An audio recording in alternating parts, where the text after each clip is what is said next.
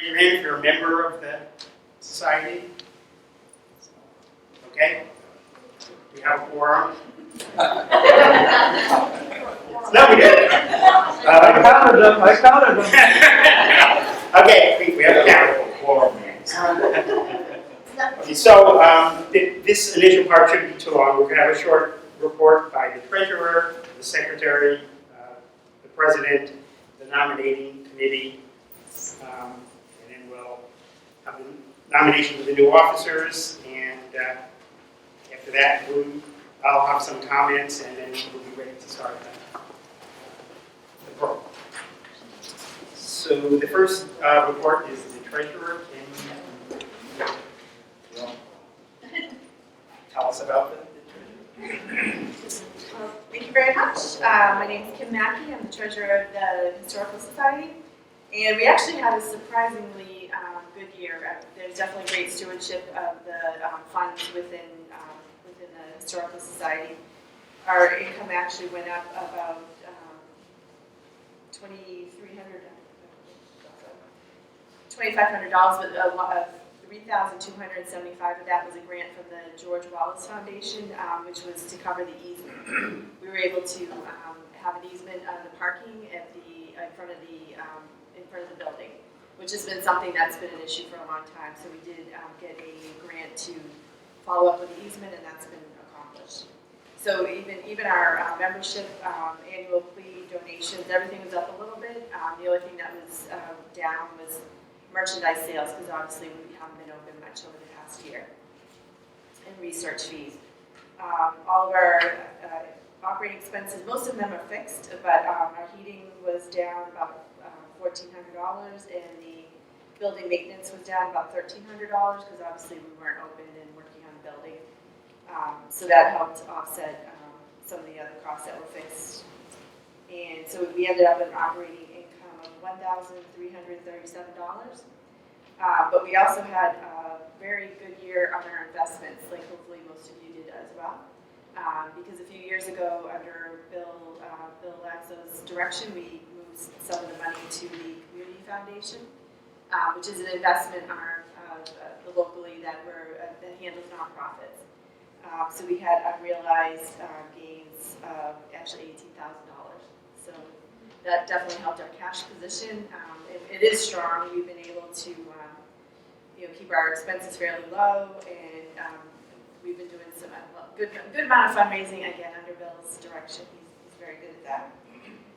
And we did make a lot of investments in fixed assets this last year because of the pandemic. Usually we've got people busy working on stuff, but I think a lot of the bigger things have been done as well. So if anybody wants any copies or any, first of all, you can find it online. All the nonprofits have to file, and it's under Gold Star. But if you want any copies or anything, just let me know, and I'd be happy to provide them. So, thank you.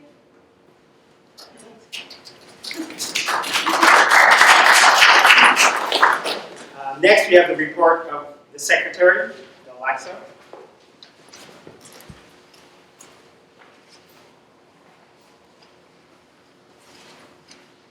Good evening, everyone. Nice to see a good crowd tonight. I'm not going to give a formal report, and that's a good thing. However, I'm going to encourage you. We've set up out back where you could purchase Lunenburg, the heritage of Turkey Hills. The history of Lunenburg. It's only $10. But if you fill out one of the applications for membership and write us a check or give us cash for whatever category you wish to become a member, we'll give one to you free. I told you he was always That's trying a to raise good money. Now, I have to ask, by any chance, here tonight are Mr. or Mrs. Howard, Ben or Julia Howard?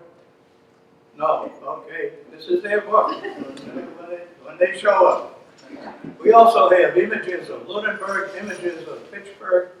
Those are $20 each. And we're also giving you the opportunity, you can forget Kim's report for the moment. There's a donation bucket with a slot. we don't want it to jingle when we shake it. So that constitutes my report to you. Thank you.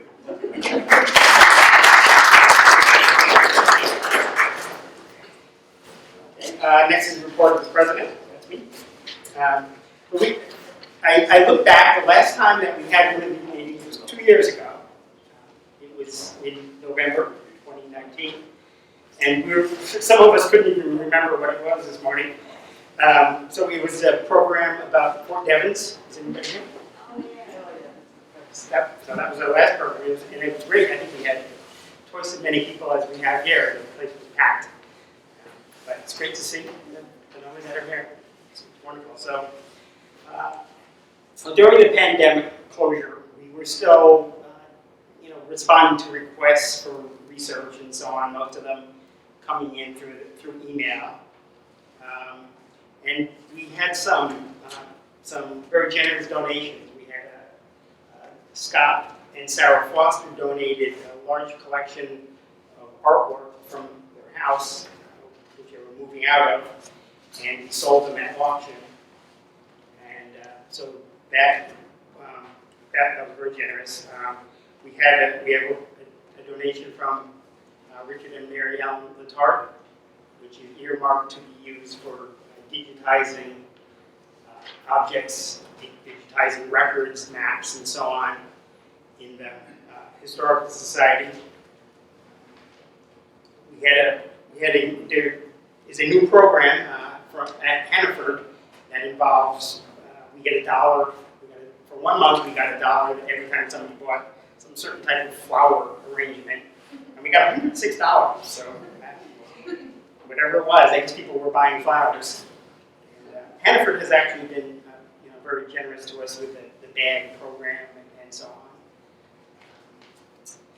So we, as Bill kind of alluded to, we always have this ongoing problem with membership. So if you're not a member, I encourage you to consider it. If you are a member, try to twist somebody's arm and get them to become members.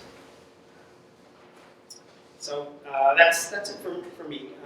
The next, I'll introduce Helen Brockman, who is the chair, I guess, of the nominating committee, and she will give her report.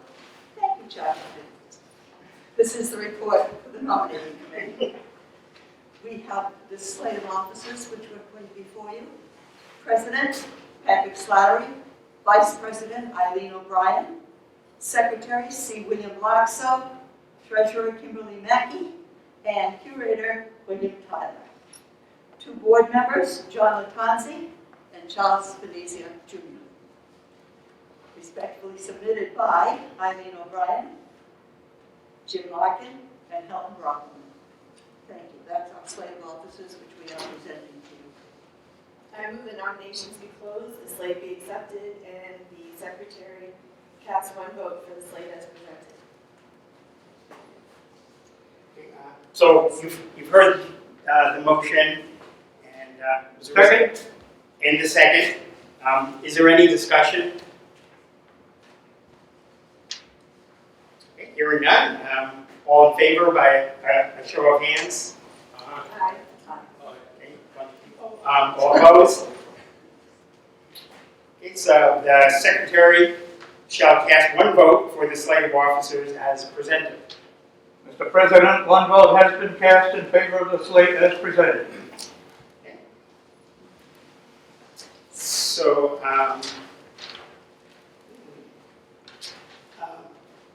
okay, so you just heard the list. I guess I'm reading the list of new officers.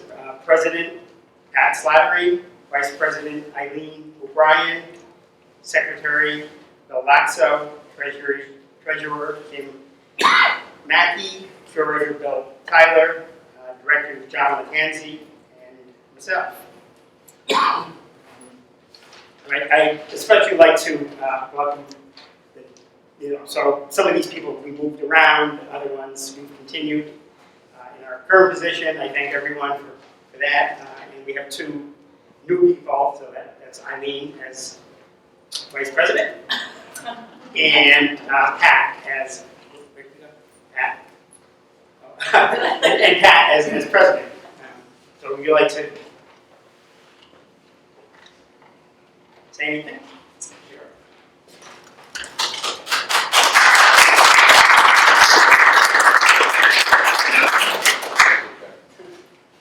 Well, that was easy. For me, this is not only a pleasure, but a privilege and an honor. In my role as an architect, I've had occasion to work with and for various historical societies and museums over the years. And I've seen it all, from the best run to the, oh my God, where do we start? But it's a pleasure to say that the stewardship of the Lunenburg Historical Society, or Historical Society, and their collection has been in very capable hands. And people like Bill Laxo, dealing with the environmental issues of the whole building, and Kim dealing with all of the day-to-day secretarial and treasury type things. And I've met with Helen. I know a lot of you I think know of me, but for those that don't, we've only lived in town 50 years, so it is. At any rate, all of the people that have been involved, most recently Jim Larkin, I can name a number of people looking around the room here, but they all know how beneficial they've been to the society and what good hands the society is in. And especially I want to thank Chuck Venezia for his efforts over the last few years.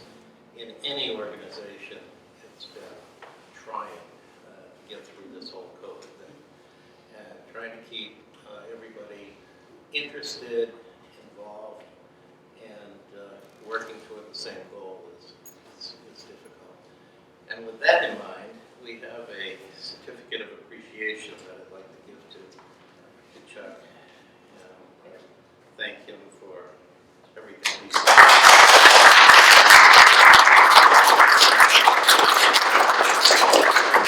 Comments are brief.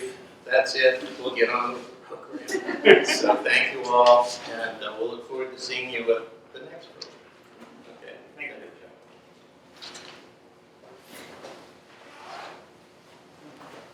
So at this point, I move that we adjourn the meeting. Second, all in favor? Okay.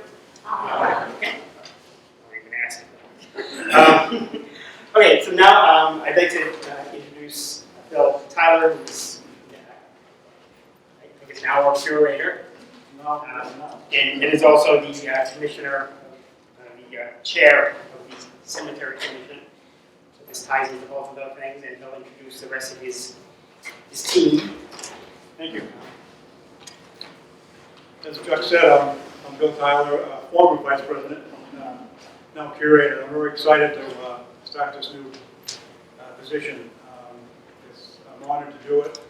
I have a lot of ideas and plans for the future, so I'm really excited to do it. I'd also like to echo Pat's comments on Chuck's stewardship for the last couple of years. It's been a tough road with the pandemic and everything. But the entire staff has been great. We've been, getting by and doing what we can do. But we're in good shape, and I want to thank Chuck for his efforts. So, as Chuck mentioned before, this is our first program in almost 2 years. So it goes without saying, we're thrilled to be able to present a program of any kind. This particular program has been in planning stages for many, many years. It took a lot of research and hard work by a lot of people, but I think you're going to be entertained by it. I became aware of the cemetery when I first became a member of the society. I was cruising perusing some files, and I happened to see a folder that said, a folder like this, it said West Street Terrace, the West Street Terrace Cemetery. I looked at it and I was like, wow, I don't know about this. So first thing I did is I corralled Jim Larkin. I said, Jim, what's up with this? What is this? And as he told me about it, it piqued my interest because I am a chairman of the Cemetery Commission, and so anything cemeteries, my ears perk up. So at this time, I want to turn the program over to Jim Larkin, who's put years of research into this program and the history behind it. I'll return later to explain the modern version of what you see there now. And we'll conclude with Richard Mcgrath, who's the chairman of the Lunenburg Historical Commission, who has done the restoration work. So at this time, I'd like to ask Jim to come up and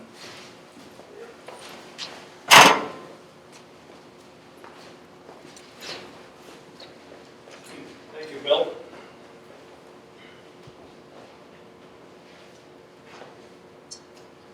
Welcome and good evening. I'm going to show you a bunch of slides, and I have a reading of 2 pages, and it's going to accompany the slides.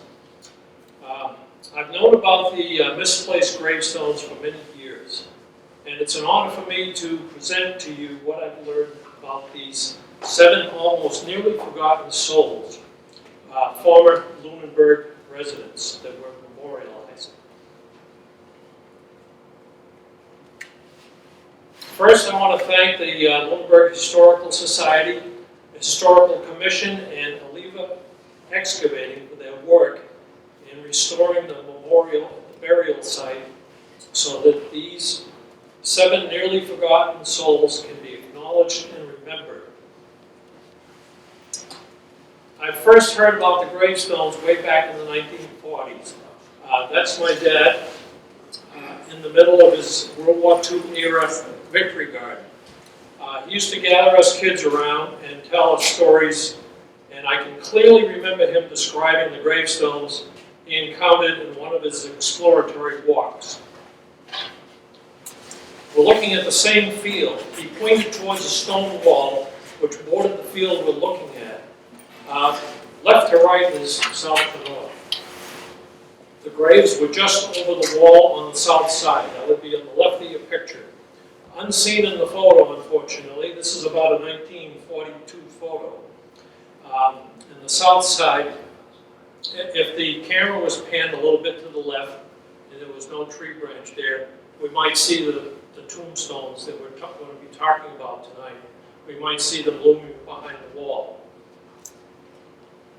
My dad's whole story about the stones is clear in my mind, and I soon forgot about them, and that was that, until July 2002, when I met with Jeanette and Albert Narbonne at 790 West Street, Lunenburg. They were doing yard work, and they flipped over some stone slabs on their property. Some of the stone slabs were in that little plot of grass you see under the tree. Once flipped over, the stones with their epitaphs intact were recognized as gravestones.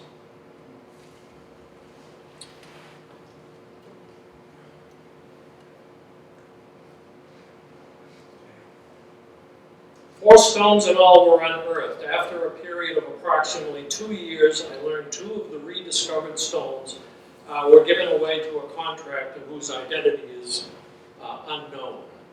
The 2 stones' whereabouts are not now known. That left only one stone. That left only one stone of the original that were found, which was in 2 pieces. It's been, let's see, it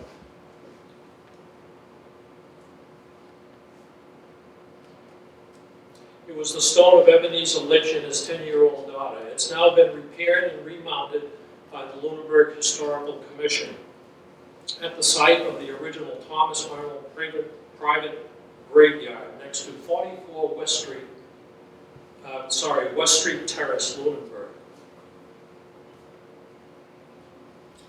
After the stone's rediscovery, the first record of the Arnold Litch burials was easily discovered on the internet. It was included in a book called The Proceedings of the Fitchburg Historical Society, which was published in 1904. Originally, the list had been created in 1878 by Lunenburg resident Edwin H. Marshall and contained inscriptions of all gravestones in Lunenburg. The old records defined who the graves memorialized, but where was the plot located? For that answer, an 1869 property deed was located, and on that 1869 deed was a reference to a right of access, and you see the right of access is identified by the underlined text. It was a small patch of ground used for a burial site, and the deed granted access to that site. This is my own drawing of the meets and bounds that were in the 1869 deed. It's a 10-acre plot, and I make references to where the private cemetery exists. And at that time, there was only one house in that 10-acre lot, and that was the Thomas Arnold house. Today, it's the home of the Comos, Kathy Como and her husband. That might not be the original house when the Thomas and Nancy Arnold were living there. Here's the same plot line in today's assessor's map. I just want to make mention that the brown line is a stone wall that still exists today. You can walk that whole block. There's not much remaining in the stone wall because most of the field stones have been taken away, but you can see the line in the ground. You can follow it. And there we have the, going back to 1869, there was only one building there in that 10 acres, and now you see how many there are now.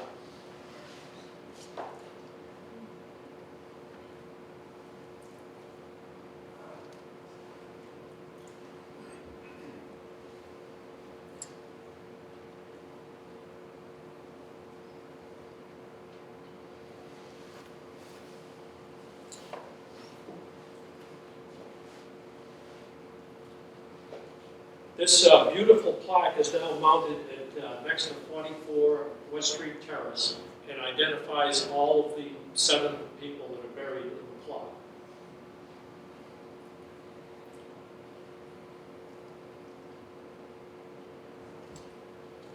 Thanks to the work of the Lunenburg Historical Commission and Oliva Excavating in Lunenburg. Now, back in 1906, there was a first loss of the stones. In 1906, there was an early uprooting of the Arnold Litch gravestones, as recorded in Grandma Lowe's personal diary. During research, the Lowe diary of 1897 and 1907 was discovered at the Historical Society Library. Grandma Lorilla Whipple Lowe wrote about the first written incident of the gravestones removal in her diary. The Lowe family resided at the still standing building at 111 Pratt Street, Lunenburg, then called Mcgrath Farm. She had been visiting her friend and property owner, Mary Ziliakis, and in May of 1906, Mrs. Lowe was obviously upset when recording that. Sorry, I'm getting ahead of myself here. She was obviously very upset when recording that she witnessed removal of the gravestones and saw them being hauled away with a horse and cart. She even entered in her diary she had lost some sleep over the incident.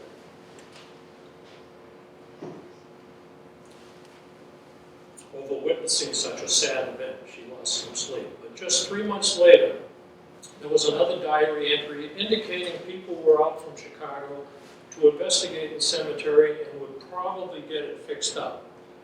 kind of a vague comment, but we were able to verify by a 1917 document record that indeed the stones were back in place.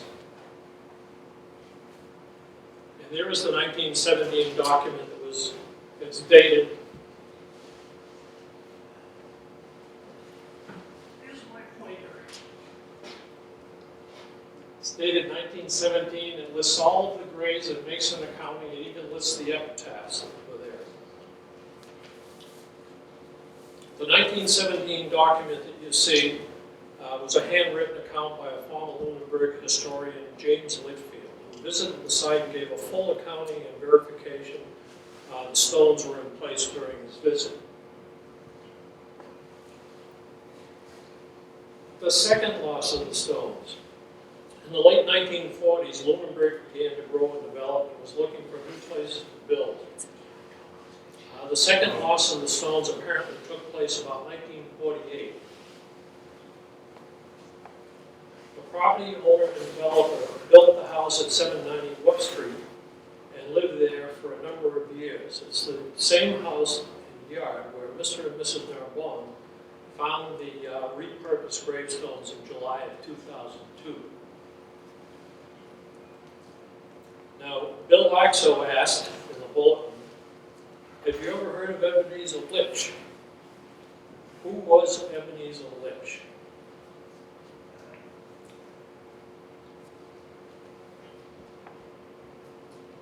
This slide shows a page from George A. Cunningham's History of Lunenburg. Ebenezer was a farmer and was the oldest of 11 children. See, right up there at the top of the page, Ebenezer Choate Litch. As I say, he was the oldest of 11 children. They were all born and grew up in this 1805,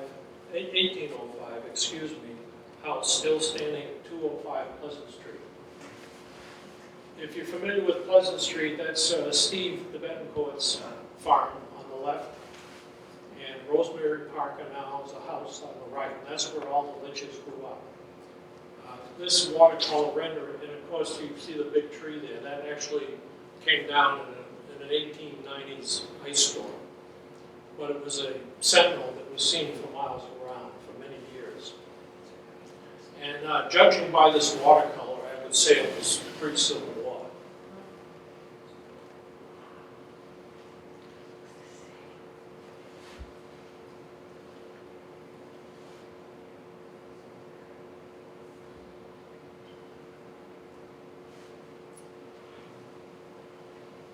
Okay.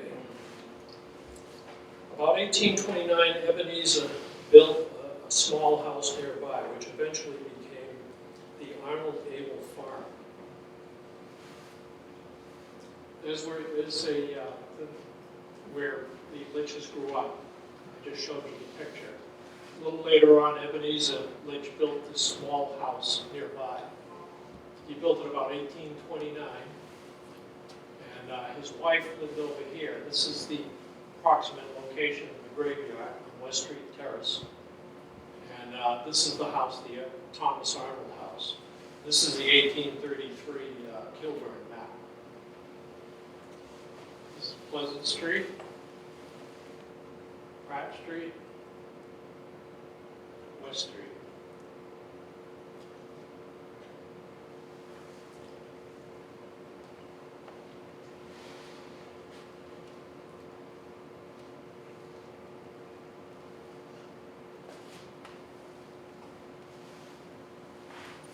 In 1833, Ebenezer married Lydia Arnold in 1833. Lydia was the daughter of Thomas and Nancy Arnold, who are buried at the West Street Terrace gravesite. The Ebenezer Litch family left Lunenburg about 1837 and moved to Ashburnham. It was in Ashburnham that Ebenezer died of consumption. His 3 young daughters also died while they were living in Ashburnham. Lydia, the mother, survived until she was 80 years old. She outlived 2 husbands and married a 3rd. Her remains are in the Quabbin Park Cemetery in Ware, Massachusetts, where they were moved from the Greenwich, Mass. during the Quabbin Reservoir construction.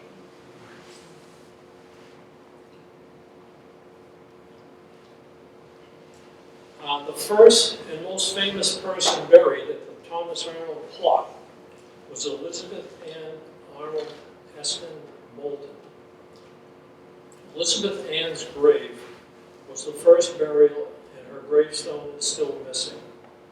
It was not among the gravestones unearthed by the Narbonnes back in July of 2002. It's possible it might still be buried. It might still be buried in the ground.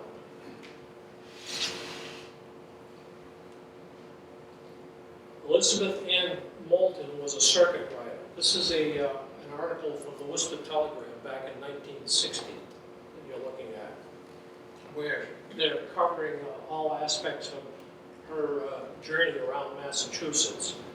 She rode by horse and buggy from one Massachusetts rural community to another, preaching on behalf of the Methodist Episcopal Church.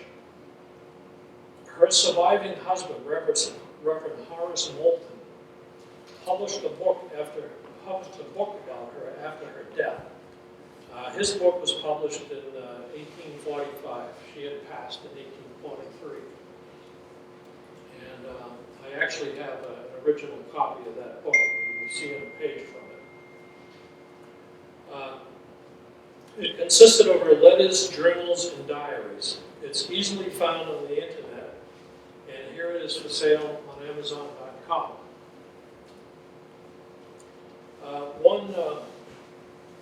One reviewer, it's called The Young Pastor's Wife. It's relatively well known and is available for free online or for purchase.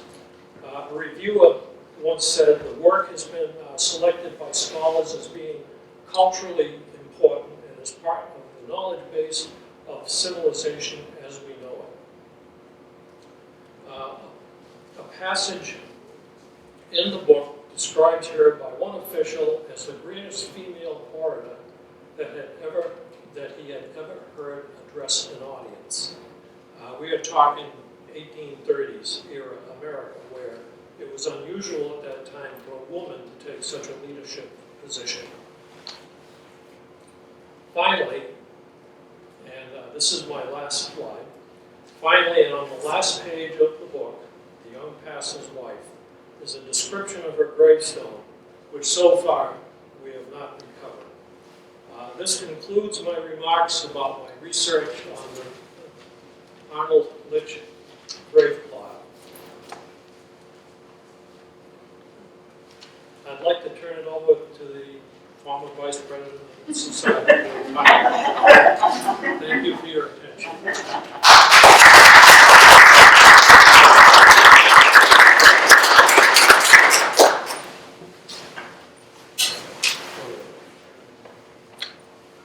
Thank you, Jim.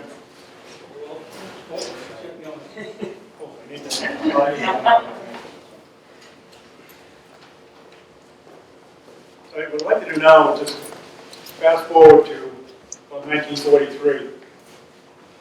When this property was, at that time, was called a down farm after one of the previous owners. It contained 17 acres, and it was sold to Mr. Henry Bolduck by Florence Rubley, the current owner at the time. Mr. Bolduck lived at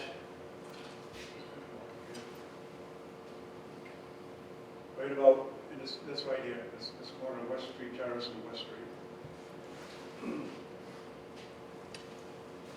The deed from that sale clearly mentions the right of certain people to pass and repass over the burial ground. Jim referred to in one of his slides.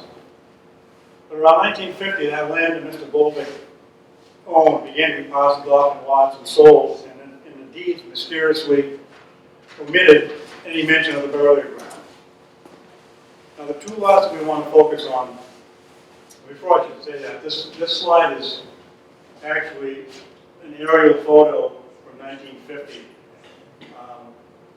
The property lines were imposed over it at a later date, but you can see at that time, in 1950, West Street Terrace was this, and it just was like a cul-de-sac. And those are the only houses in 1950 that were there. This area was completely just farmland. So the area we want to concentrate on is this spot and this spot.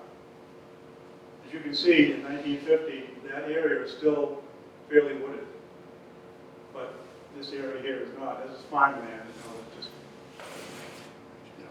farms. And so this is all trees. So it's interesting that those two lots share half the burial ground. I don't know whether it was planned or whether it was just the way they did it. But it appeared to Jim and I that that area right here was purposely put aside and not disturbed, which is a good thing, don't get me wrong, but it kind of indicates to me that that's the only area that could possibly be. Well, we'll probably never know the exact location of the burial ground. We're pretty confident that it's in the general area. And we wanted to have the location memorialized to the 7 people that are buried there. So with that in mind, we contacted the Historical Commission and made them aware of this burial ground. And they were eager to help in any way they could to create a memorial that would be fitting. The only surviving original headstone of Ebenezer Litch and his daughter Celia was given to Richard Mcgrath to be repaired and cleaned. We were also given a headstone that was on the property of Wayne and Kathy Como. And at the time I thought to myself, that's a little strange. I mean, that might be taking funeral preparation a little to the next level, having your own headstone in your property, but they had one there, so we kind of assumed that stone was from the Arnold family. Why they had an extra stone, I don't know, we'll never know, but it was blank. So the Historical Commission funded the purchase of the bronze plaque that you saw on Jim's slide to list the 7 people who were buried there. And it was mounted on that stone. These 2 stones were recently erected on the site chosen, and they will serve as a memorial to these 7 people, and hopefully right the injustice that was done to them many years ago, and give them the same proper and cared for burial site that we all deserve. Now at this time I'd like to introduce Mr. Richard Mcgrath, Chairman of the Historical Commission, who will explain the process involved in the creation of this memorial.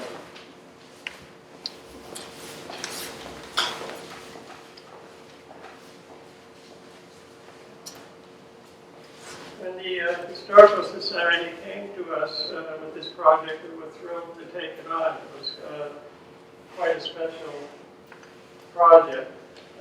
We started, I made up a drawing of what we thought it should look like.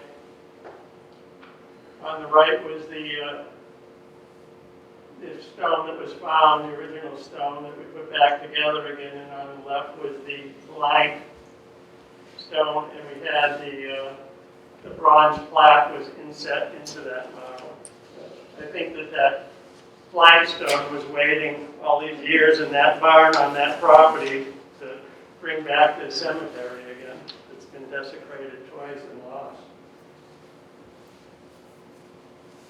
And we started out, Lever Excavating brought over equipment, and we staked out the plot, and we dug a hole 3 feet deep.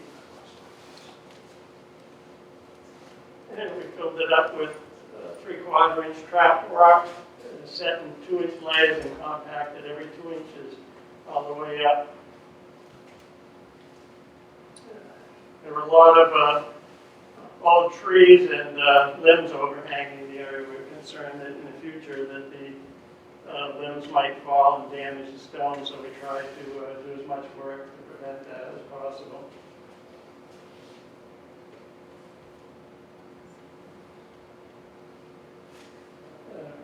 The Historical Commission had granite bases made for the marble stones, and I and my associates carved slots in them to allow for the marble stones to sit in, and then we poured concrete around them. There's a lot of cleaning up to do in that lot. There was a lot of brush, and there's still brush there that we have to take away. This was the condition of the stone when we got it. had been laid face down, and we had a lot of staining from the environment in the ground, and was broken in two. We removed it to our shop and cleaned the marble and used lithographic paint to paint the letters.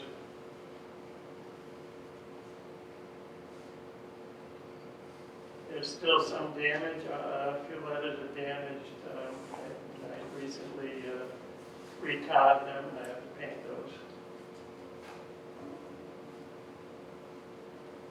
This is the setting of the stone. It's set on lead spacers, and then lead is put around it to hold the stone in place, allows for expansion and contraction. Then there's a lead cap that I still have to put around the base of the stone to protect water from getting in. That one was the easy one. That was a lake stone. It had a lot of small cracks that we repaired. I've had granite caps. We made granite caps that are going to sit on top of those stones to protect them from anything falling on them, as well as weather, to keep them from splitting in the future. The big stone, the black one, was very heavy. It's about maybe 5 feet tall, 2 inches thick. We had a backhoe. We got over there about 4 o'clock in the evening, and that's Doug Bryce. He lives a couple of houses down. He came over and gave us a hand. Fortunately, he's a pretty big guy. We had a hard time setting that by myself. So we strapped it. It was at my shop. We had cleaned that stone also and inset the bronze plaque, and then we put it in my truck, brought it up to the site, and we took it out with strapped it, took it out with the backhoe.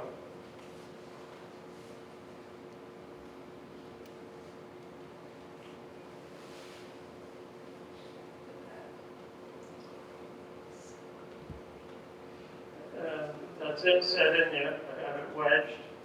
There's, again, that was set on lead spacers in the slot, and there's lead wedges holding it around, and then there'll be a lead cap over the top of that, and there'll be a granite cap on top to protect it from the weather and falling objects.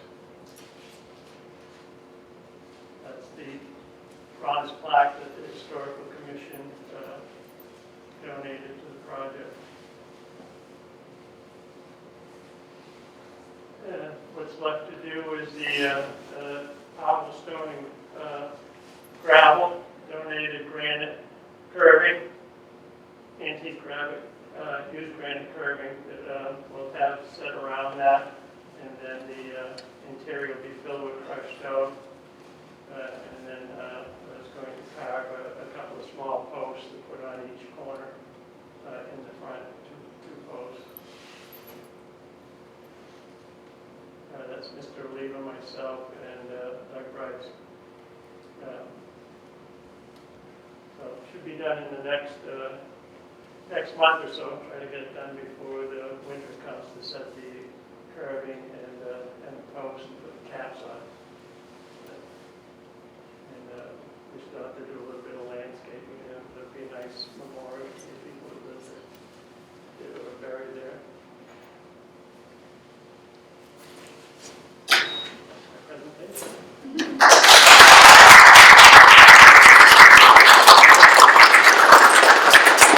Thanks, Richard.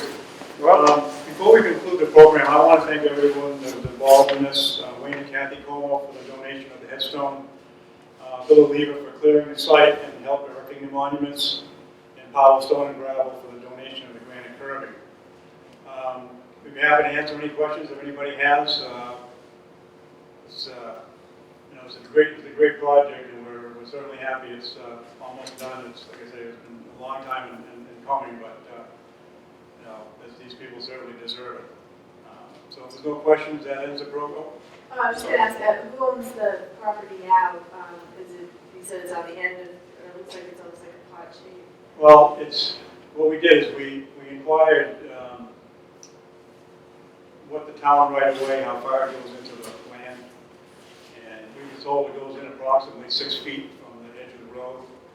There's a measurement from the center of the road to the end. I'm not sure what that measurement, but we're fairly certain it's in the town right away, so technically it's on town property.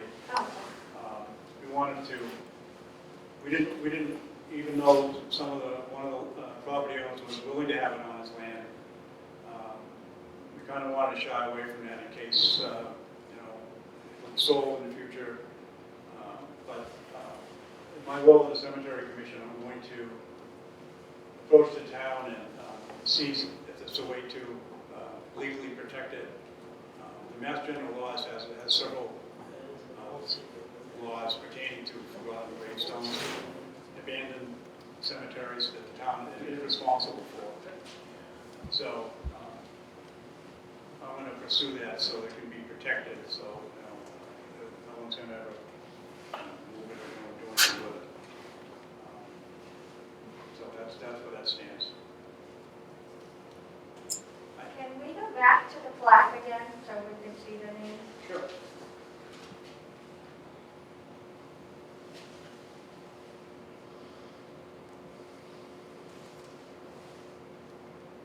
So what did the children die of when they were in Africa?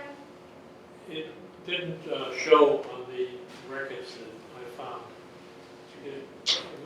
I found the death records, but it didn't specify what they died of. It did specify what Ebenezer died of. He died of consumption, which is TB, tuberculosis. I think it was, unfortunately pretty common back then for children to have, whether pneumonia or whatever it was, to have that many children die in a short amount of time. Well, Celia and Lydia died very close together. Yeah. They did. Yeah. Yeah, so one can only surmise it's some sort of Three virus or died something. very close. Was the other, I think yellow fever might have been one. And Ebenezer and Lydia went on to have, they had two other children that survived to adulthood. And Lydia went on to have other children in her later marriages after Ebenezer passed. No, yeah, Lydia was, Ebenezer had a wife named Lydia and a child named Lydia. They tended to name their children after the aunts and the mother. See, there's two Elizabeths there also. One Elizabeth is the child, and Elizabeth Ann is an aunt. Elizabeth Ann Arnold and Lydia Arnold were sisters. I just want to add a personal congratulations to everyone who's involved in this project.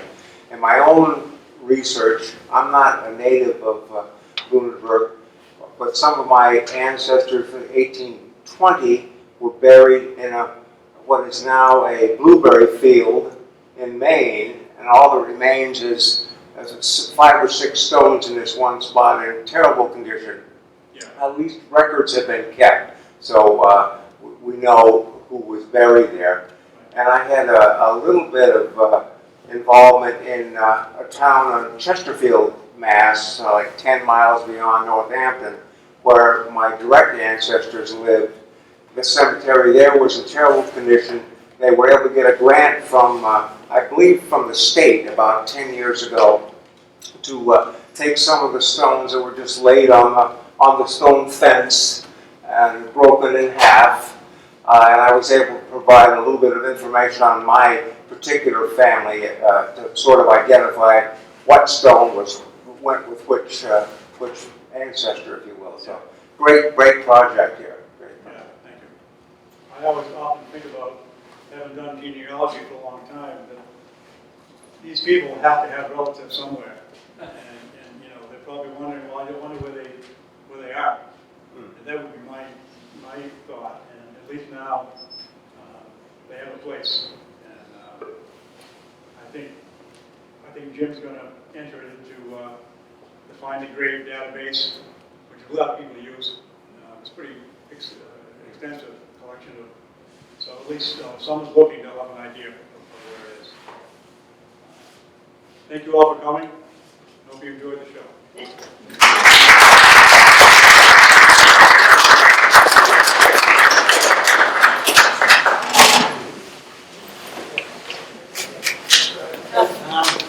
Thank you to the three of you for that great program, and thank you all for your work. This is a great thing. What's next?